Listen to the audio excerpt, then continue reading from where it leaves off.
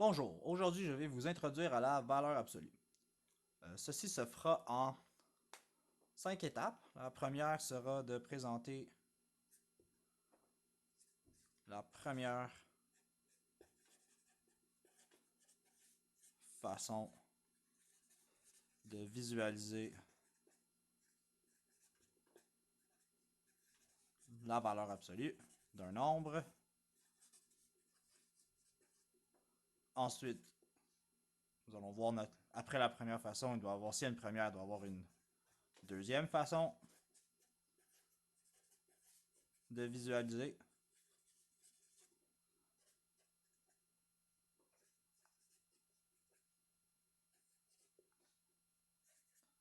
Troisièmement, nous allons regarder la formule de base. Ça n'a pas vraiment de nom, mais je vais l'appeler comme ça. La formule de base pour la valeur absolue.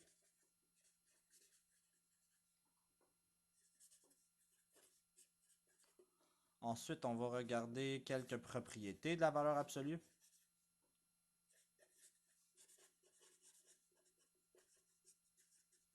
Pour finir avec quelques mises en garde. Des choses auxquelles il faut faire attention essentiellement. Comme le titre l'indique, on va vraiment seulement aller en surface aujourd'hui. Donc, si vous avez besoin de plus d'outils ou de façons de voir pour soit représenter ou travailler avec la valeur absolue, inquiétez-vous pas. Il y a 2 autres vidéos qui s'en viennent. Peut-être plus. Et je vais vous en reparler à la fin du vidéo.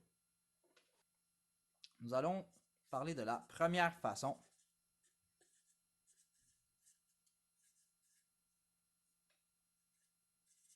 de visualiser la valeur absolue d'un nombre.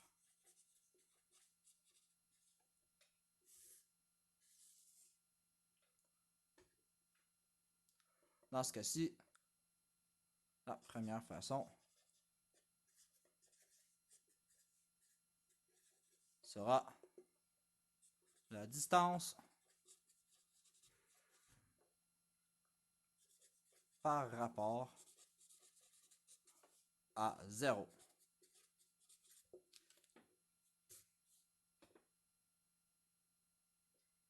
Par exemple, si j'ai une droite de nombre ici qui continue comme ça, j'ai 0 ici, j'ai 5 ici et moins 5 ici.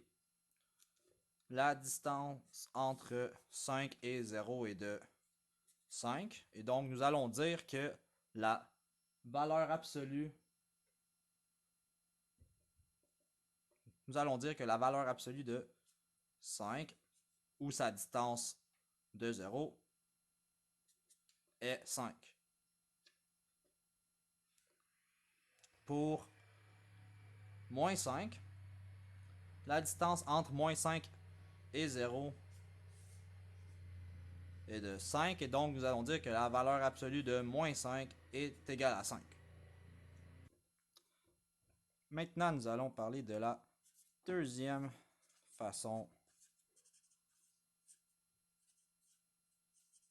de visualiser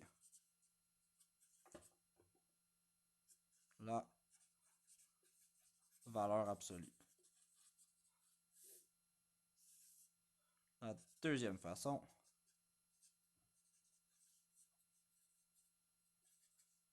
sera la distance entre deux nombres. Ça devrait être un 2 ici, en lettres comme ça, mais je ne le changerai pas tout de suite. Prochaine fois. Bon. Par exemple, si nous avons les nombres, laissez-moi faire une droite de nombres. Mettons que j'ai 0 ici. Je mets 3 ici. Et je veux 4 ici. La distance entre excusez-moi, entre 4 et 3 est de 1. Et donc, nous allons dire que la valeur absolue de 4 moins 3 est égale à 1. Et si on le simplifie, ça fonctionne. On a 4, valeur absolue de 4 moins 3 égale valeur absolue de 1. Valeur absolue de 1, c'est la distance entre 1 et 0, bien c'est 1. Ça fonctionne. Autre exemple, si j'ai... qu'est-ce que j'avais? J'avais 11 ici et moins 9 ici. Si je veux la distance entre 11 et moins 9, je prendrai le morceau ici qui est 9. On va le marquer. Le morceau ici qui est 11, qui est supposé nous donner une distance de 20. Si on calcule, oui, j'ai de l'espace ici, valeur absolue de 11 moins 9. Il y a de la construction dans mon appartement aujourd'hui. Pardonnez-moi. Valeur absolue de 11 moins 9 est égale à la valeur absolue de 20, ce qui donne 20, comme prévu. Donc, cette deuxième façon de voir la valeur absolue fonctionne. Nous allons maintenant passer à la formule de base pour la valeur absolue. Bon, la formule de base. À quoi est-ce qu'elle ressemble? Si nous avons un nombre x, x va être un nombre réel, on peut écrire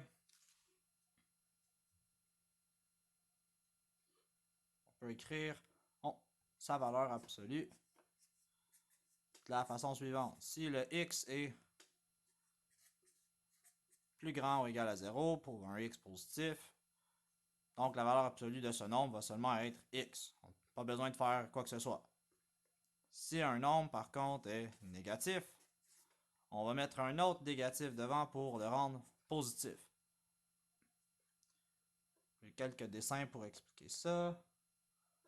Si x est plus grand ou égal à 0, le dessin ressemble à ça ici. Si nous avons 0, x, la distance sera seulement x et donc la valeur absolue du nombre sera seulement lui-même.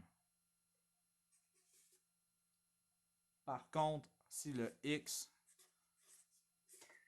le nombre ici est négatif, le dessin va ressembler à ceci. On va avoir 0 ici, x ici. Et la distance ne peut pas être x ici parce que x est un nombre négatif. Je ne peux pas avoir une distance de moins 4 ou moins 27. Ça se peut pas. Par contre, moins x va être positif et va être la distance entre x et 0. Donc, quand x est négatif, nous allons avoir valeur absolue de x donne moins x. Par exemple, si j'ai le nombre moins 6, on sait que sa valeur absolue, c'est la distance entre moins 6 et 0, ça va seulement être 6. Par contre, on peut le voir d'une autre façon. On peut dire, ah ben, moins 6 est négatif, donc je vais remettre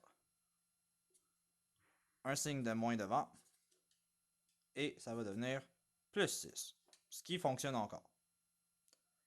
Vous vous dites, Michael, à quoi est-ce que ça nous sert ça si on sait qu'il faut juste enlever le moins?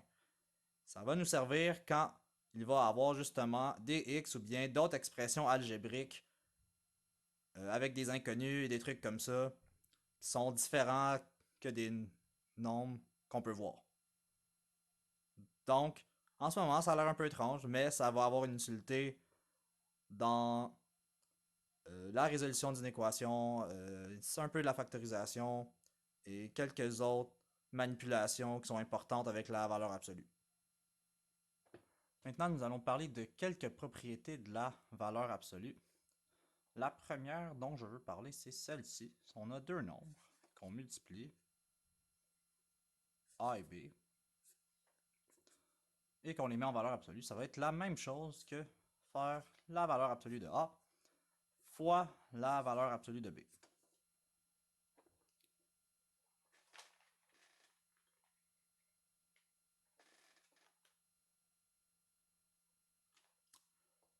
Par exemple, si on prend les nombres moins 8 et 9, on peut appliquer la règle ici. On va avoir valeur absolue de moins 8 fois valeur absolue de 9, ce qui va nous donner 8 fois 9, ce qui va donner 72. Et si on calcule directement, en simplifiant en premier, on va avoir valeur absolue de moins 72, qui donne 72. Donc, ça fonctionne. En ce moment, ça a l'air d'une règle beaucoup trop simple pour être utile, mais une fois qu'on se met à mettre des x et des inconnus là-dedans, ça va être utile pour écrire ce qu'on appelle la forme canonique de la fonction valeur absolue. Et ça sera dans une autre vidéo. Donc, on a regardé cette propriété-là, on peut s'en servir, elle est assez simple à utiliser, une sorte de factorisation de la valeur absolue.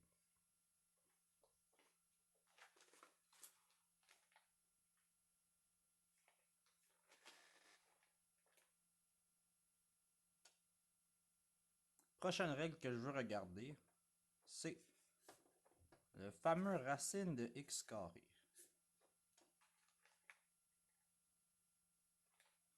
Bon, si je mets si je fais la racine carrée d'un nombre et après ça que je le mets à exposant 2, en d'autres mots, si je fais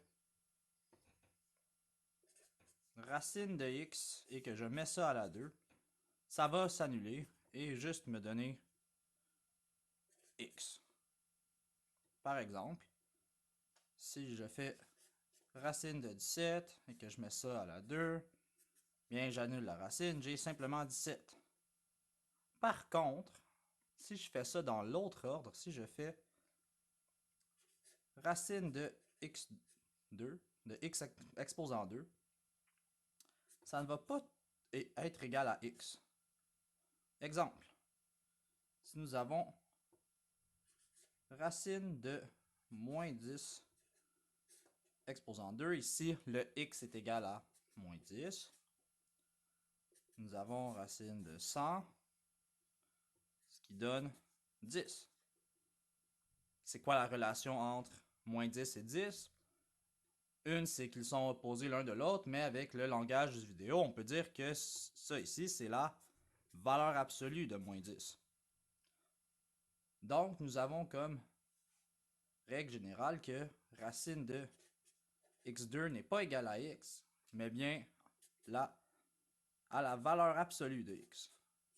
Si le x est positif, la règle fonctionne, mais si le x est négatif, ça ne fonctionne pas. Donc, si on ignore le signe du x, le mieux qu'on peut faire, excusez-moi, c'est dire que racine de x2 est égale à valeur absolue de x. Ici, je vais montrer une petite application, ou bien, si on peut dire, une recompréhension de quelque chose qu'on fait déjà avec les exposants 2 ou les racines carrées, mais à travers les lunettes que nous donne la valeur absolue. On va aller résoudre une petite équation. On va voir qu'est-ce qui se passe. Bon, on a x à la 2 ici, égale à 91. Ce qu'on fait d'habitude, c'est on fait la racine carrée, et on va avoir x va être pas seulement racine de 91, mais si on fait attention, plus ou moins racine de 91.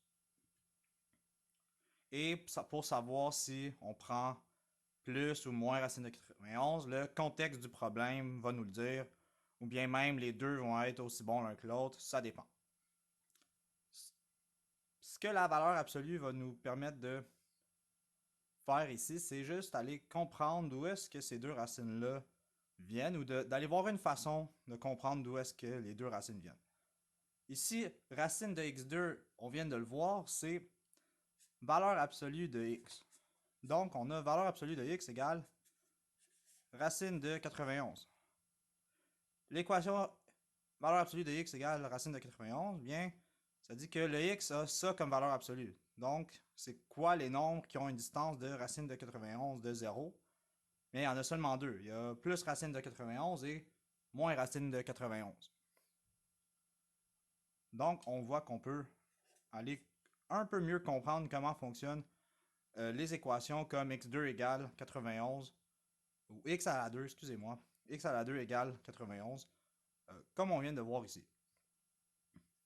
Bon, maintenant on va passer à quelques mises en garde. En fait, c'est presque la même mise en garde, mais décomposée en deux parties. La première, c'est que si on a la somme de deux nombres, eh bien, ce n'est pas égal à la valeur absolue des deux nombres séparés ou la somme des valeurs absolues. Par exemple, si j'ai moins 5 plus 14 et que je simplifie correctement, je vais avoir valeur absolue de 9, ce qui me donne 9. Par contre, si je fais valeur absolue de moins 5 plus valeur absolue de 14, je vais avoir 5 plus 14, ce qui donne 19, très différent.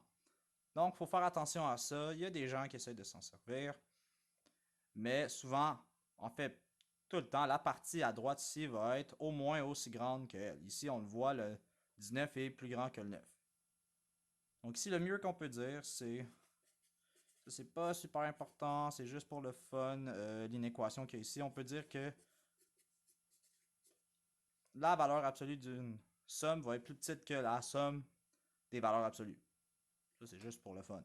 Bon, un peu moins important, mais c'est ça que je veux qu'on retienne. De façon similaire, on a que si on a la valeur absolue d'une différence, eh bien, ça ne va pas être la différence des valeurs absolues. Par exemple, si je fais valeur absolue de 30 moins 50, je vais avoir valeur absolue de moins 20,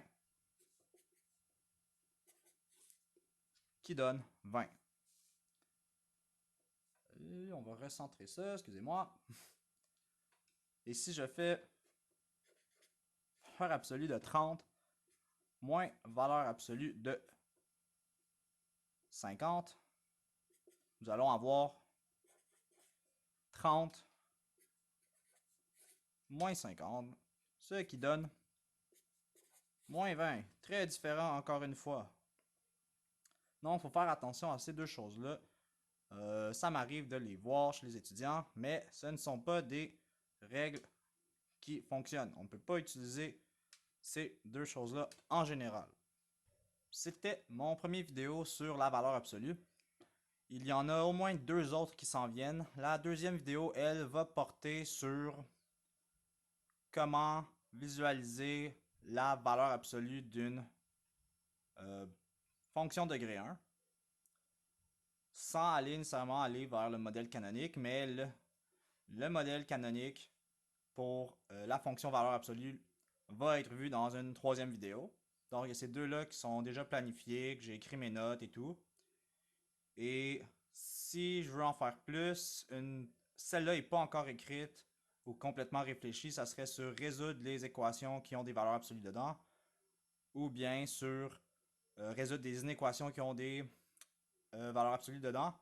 Par contre, j'aimerais ça passer à travers les graphiques des fonctions importantes avant de m'attaquer aux résolutions d'équations. Donc, s'il y a une quatrième vidéo, donc globalement sur la valeur absolue, ça va être dans beaucoup plus longtemps. Sauf si je juge qu'elle est vraiment reliée aux trois premières. Donc, la quatrième, attendez-la pas, s'en viendra pas de sitôt au moment du tournage ou de la sortie du vidéo. Donc, j'espère que ça a aidé. J'espère que ça vous aura donné une bonne intuition pour la valeur absolue parce que ça aide beaucoup pour la comprendre, pour s'en servir sans faire d'erreur. Et le concept revient beaucoup en mathématiques de cégep. Donc, je trouvais ça important d'en parler dans une vidéo. Et c'est pour ça que je vais continuer d'en parler dans d'autres vidéos. Et sur ce, bonne étude et bonne journée. Bye bye!